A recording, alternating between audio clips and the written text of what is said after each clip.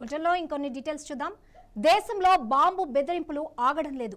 ఎప్పటికప్పుడు భద్రతా సిబ్బంది గట్టి దర్యాప్తులు చేస్తున్నా ఆకతాయ చర్యలకు అడ్డుకట్ట పడడం లేదు.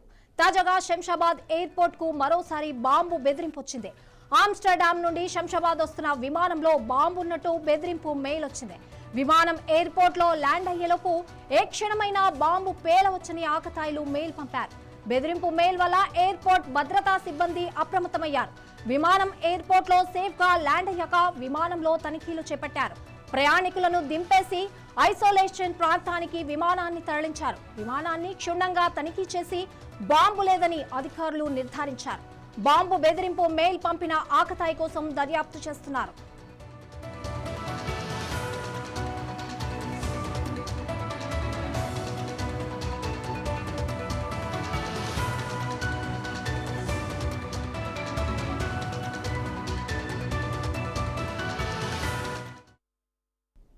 వికారాబాద్ జిల్లాలో ఓ